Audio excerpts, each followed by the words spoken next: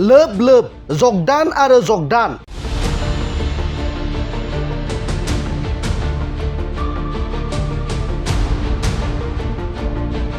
BPF दोलोखौ मोजां मोननानै गोबां सोद्रोमाफोरा BPF दोलोआव जगदान।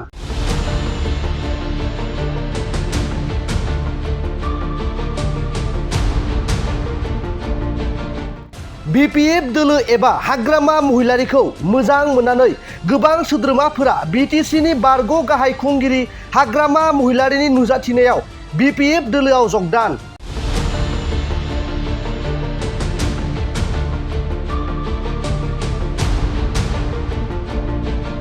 नंगौ, नोंथाङा थारखौनो खोनादों।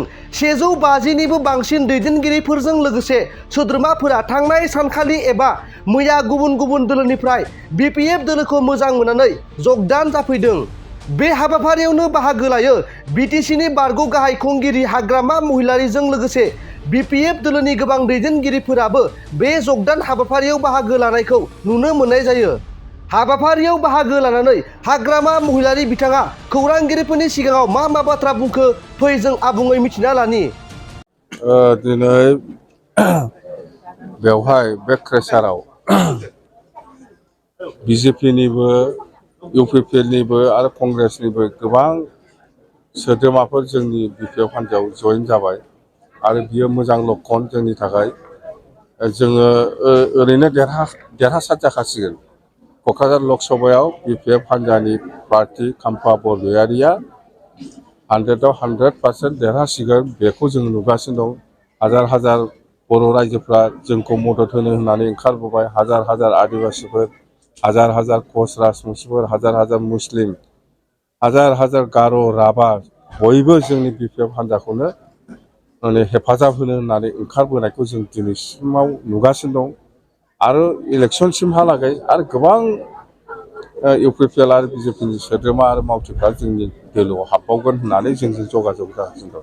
खोथाया बेनो, बिराद मोजां। मथथे BPF हान्जानि रिजाल्टआ 100आव 100% मोजां जानानै दं दासिमबो। नामा बे नङा, हब मन्थ्रिसो जाम्बा। हब मन्थ्रि जाबो बले बे हब मन्थ्रिया थांगोननो थांथों, खिन्थु आं बुंदों बान्दर मैया थाङो सुन्दर मैया फैयो। जाबा बेखौ मा सिन्था खालामदों? बैसागुआ गेजेराव माखासे दानल'सै सार। बे समाव मा हामलायथिबावनो सानो साफ्रोम रायजो राजाफोरनि सार? बैसाग बोथोरा फैगासिनो दं। फैगौ 14 थारिखनिफ्राय 1 थारिख आङो BPF हान्जानि जानानै BTCनि गासिबो रायजो राजाफोरनिसिम गाहाम हामलायनाय थाहरबाय। बैसागुखौ जाहाथे बयबो आलो गोजोनै सान्थि रंजानो हायो बेनि थाखाय।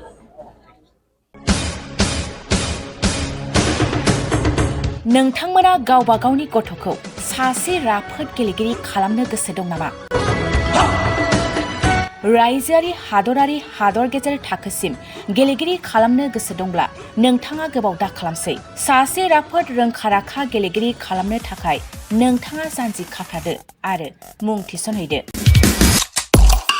चिरां जिल्लानि सिङाव थानाय सोलिफु फोरोंसालि बल्लामगुरि काराटे एकाडेमि फोनांजाब राहा 8720903713 बड' हाउस काराटे एकाडेमि दलाइगाव फोनांजाब राहा 6900451157 बेंटल काराटे एकाडेमि फोनांजाब राहा 9678041226 बिरनगाव काराटे एकाडेमि फोनांजाब राहा 6901341656 आरो दालिगाव काराटे एकाडेमि फोनांजाब राहा 8720903713 बैफोर मख'नाय सोलोंसालिनिफ्राय सिगांनिफ्रायनो रायजोआरि हादरारि हादर गेजेरारि थाखोनिफ्राय बान्था मोननो हानाय सोलोंसाफोर मोननो हाबोनाय सोलोंसालि। बे मख'नाय फोरोंसालियाव रोंगौथि गोनां फोरोंगिरिया फोरोंथाय होनानै नोंथांनि गथ'खौ सासे राफोद गेलेगिरि सोरजिनायाव मदद आरो जाफुंसार खालामगोन।